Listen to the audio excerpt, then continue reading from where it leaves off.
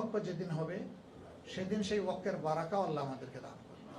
আর টুটের ওয়াক্ফ যেদিন হবে, যতদিন হতে থাকবে ততদিন পর্যন্ত আমরা ওই বারাকাটা পাবো না। আল্লাহ তাআলা সেই রুহানি ওয়াক্ফ যেন আমাদেরকে গড়ার তৌফিক দান করেন। আমি আপনাদেরকে দোয়া চাই। আমার সহকর্মীদেরকে আমি বলার চেষ্টা করি, বলছি, বলে যাব, বলতে থাকবো যে দিন কেবল আমাদের নয়, আমাদের সবার, একা জামাত ইসলামীর না। সুতরাং সবাইকে নিয়েই দিনের পথে লড়াই করবো ইনশাআল্লাহ।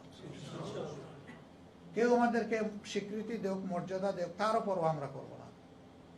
কেউ আমাদেরকে নিন্দাবাদ বলে তারও পরোয়া করবো না।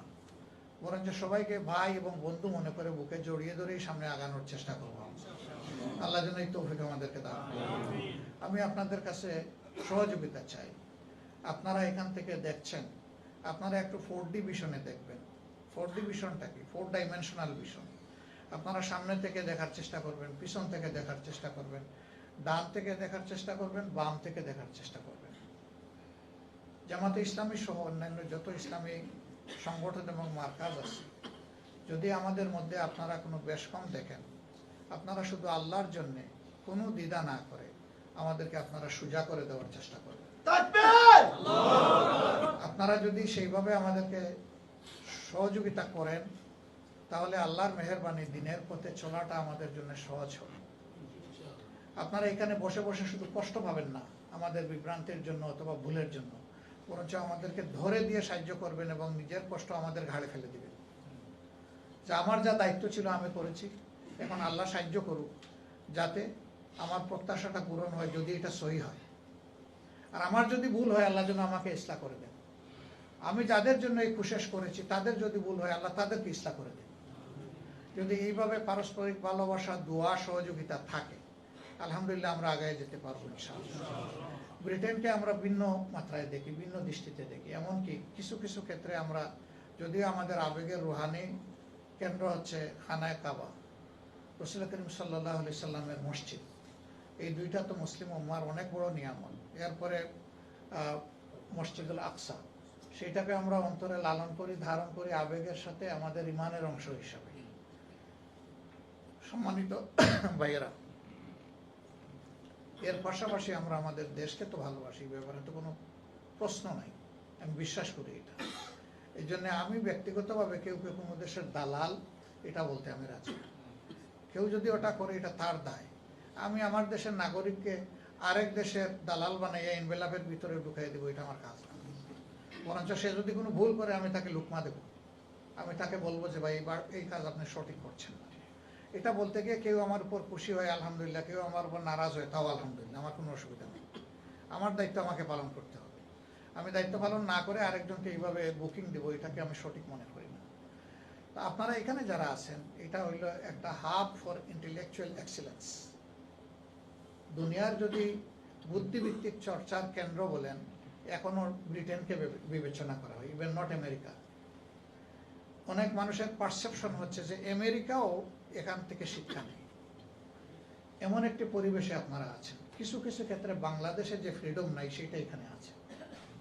আবার কিছু কিছু ক্ষেত্রে যেটা বাংলাদেশে আছে, সেটা এখানে নাই। যেমন জানি না কয়টা মসজিদে, সম্ভবত জোহর এবং আসরে আপনারা আজান বাইরে দিতে পারেন নাকি?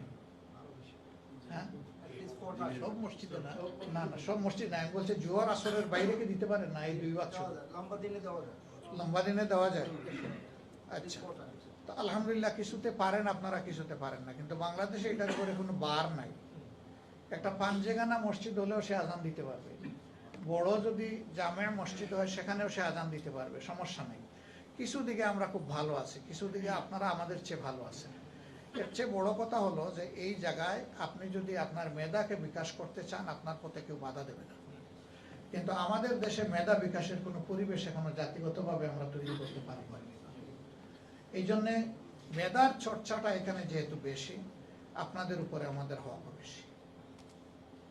এখান থেকে কৌশলগত বিষয়গুলো, দিনের হাইসিয়ত ঠিক রেখে কি কি বিষয় আমরা অবলম্বন করলে আমাদের প্রতিপক্ষ, আমি অবশ্য শত্রু কাউকে বলি না, এই শব্দ আমি ব্যবহার করি না, বলি প্রতিপক্ষ, আমাদের প্রতিপক্ষ আমাদেরকে ঘায়েল করতে পারবে না, এই বিষয়ে অ্যাডভোকেসি করার, আমাদেরকে রিকমেন্ড করার অধিকার নয়। আমি বলবো যে এটা আপনাদের দায়িত্ব।